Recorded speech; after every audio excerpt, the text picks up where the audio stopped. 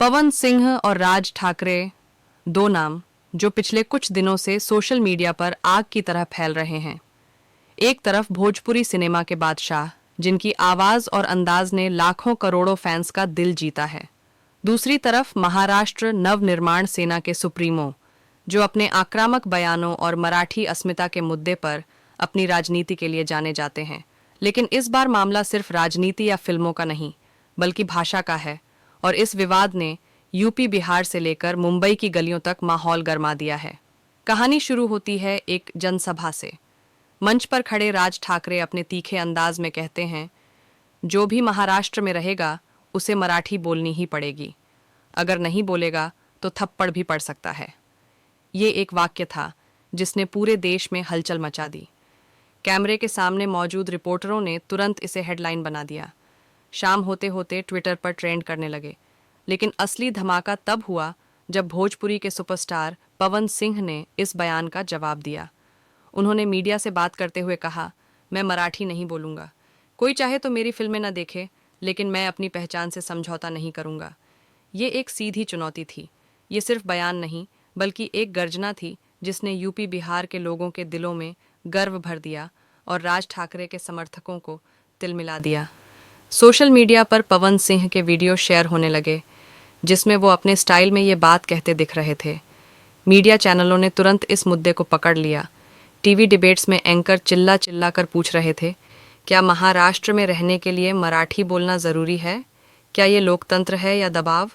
उधर पवन सिंह के फैंस ने फेसबुक, इंस्टाग्राम और व्हाट्सएप ग्रुप्स पर उनके बयान के क्लिप एडिट करके शेयर करने शुरू कर दिए।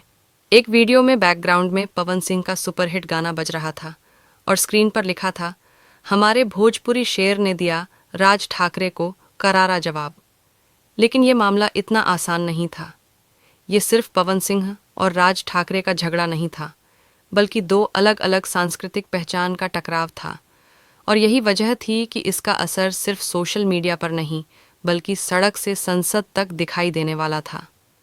पवन सिंह के बयान के बाद सोशल मीडिया पर मानो सुनामी आ गई। ट्विटर पर एक साथ ट्रेंड करने लगे। भोजपुरी इंडस्ट्री के बाकी कलाकार भी मैदान में उतर आए। खेसारी लाल यादव ने इंस्टाग्राम पर लिखा, भोजपुरी हमारी पहचान है, इसे कोई मिटा नहीं सकता। दिनेश लाल निरहुआ ने ट्वीट किया, भारत में हर भाषा बराबर है, किसी को दबाया नहीं जा सकता। यूपी बिहार के यूट्यूबर्स ने इस मुद्दे पर वीडियो बनाना शुरू कर दिया।